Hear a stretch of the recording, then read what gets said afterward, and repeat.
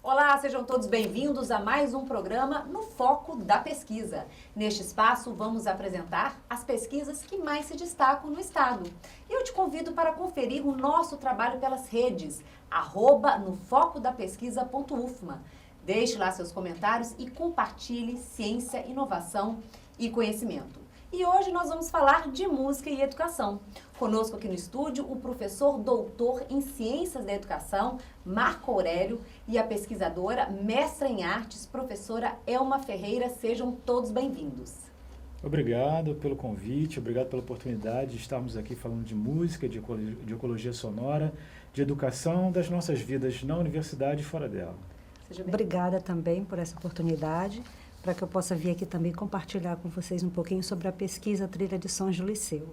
E antes da gente começar a nossa entrevista, vamos saber um pouquinho sobre cada um. Vamos lá!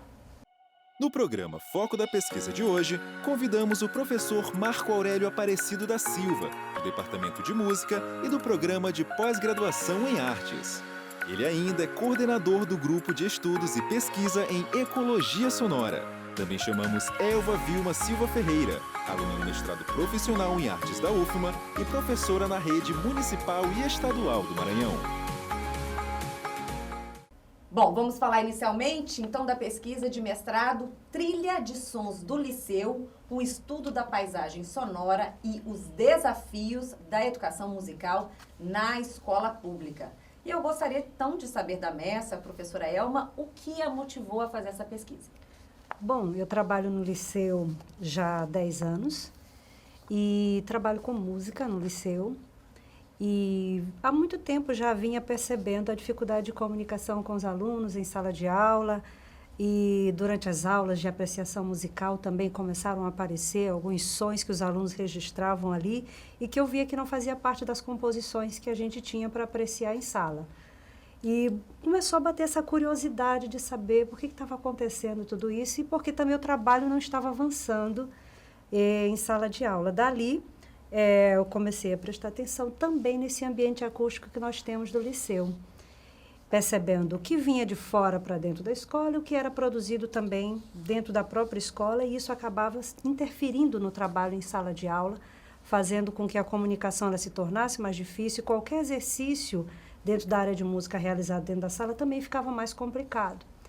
E veio essa ideia de pesquisar sobre a paisagem sonora da escola, mas não apenas para fazer um levantamento dos ruídos que nós temos na escola, mas para fazer com que esse aluno ele também perceba até que ponto ele participa dessa produção de ruídos e até que ponto a gente pode fazer com que ele tome consciência disso e depois isso ser compartilhado também com a comunidade escolar e nós verificarmos uma forma de melhorar esse ambiente acústico. Então, foi um processo que ele foi partindo da própria dificuldade do trabalho dentro da sala de aula e que nós conseguimos fazer um levantamento bem importante, conseguimos fazer, inclusive, com que os alunos percebessem o quanto eles participam dessa produção de ruídos e o quanto isso torna difícil o nosso trabalho dentro de sala de aula, não só o nosso em música, mas também os outros professores participaram da pesquisa e apresentaram as dificuldades deles também.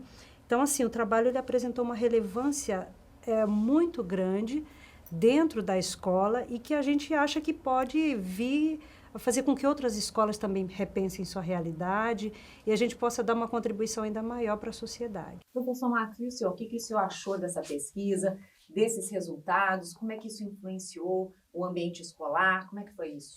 É muito interessante perceber como que o ambiente sonoro influencia as vidas das pessoas. O som é a matéria-prima da música, né? O som é a falta dele, o silêncio também. Agora, quando a produção sonora ela se confunde com o ruído, há uma diferença entre som e ruído, né? Schaeffer diz o seguinte, que o ruído é aquele som que você não selecionou para ouvir naquele momento, você não quer ouvir aquilo. Inclusive uma música pode ser ruído.